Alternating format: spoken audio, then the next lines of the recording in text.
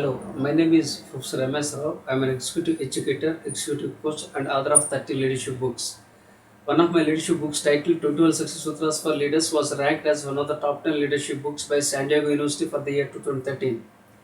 Having got great response for that book, I have written one more book titled 21 Success Sutras for CEOs.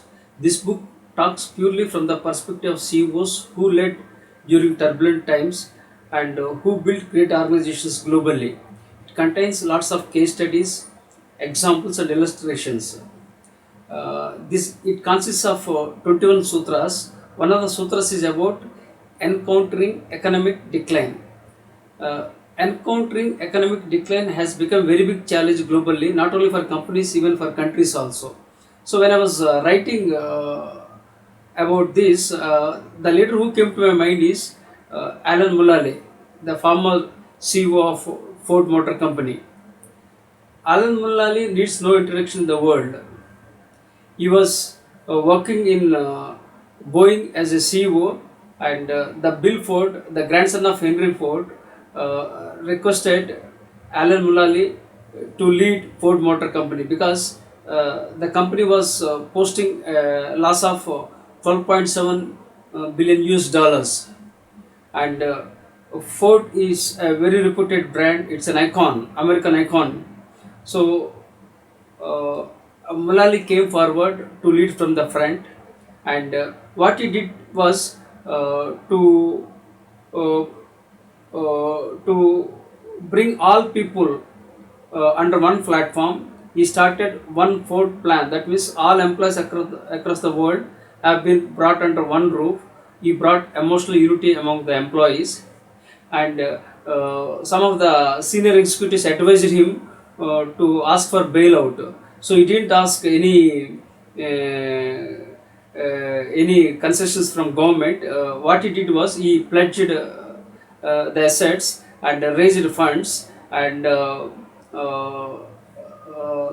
devastated the vehicles which were not productive, and devastated the units which were not productive, and he consolidated the position. He concentrated on core competencies, and he started with a laser focus approach. Every Thursday, you would conduct a meeting, and you would address the challenges raised by senior executives. And he built a strong team, and like that he did lot of things which led to great success for Ford company. Fortune magazine named Alan Mulally as the third greatest leader in the world for the year 2014. That shows the visionary qualities of Mulally. There are some leadership lessons we can learn from Mulally. First thing is emphasize organizational culture. Second thing, have a laser focus approach. Third thing, concentrate on core competencies and build strong teams. Empower people. Uh, you need to leave a very good legacy, and be kind to the people. When he left Ford company and joined in Google, the company was highly profitable and it was in a very good shape. So these are the lessons the leaders and CEOs must learn. And today's takeaways from this video is to serve is to live. Thank you very much for your time.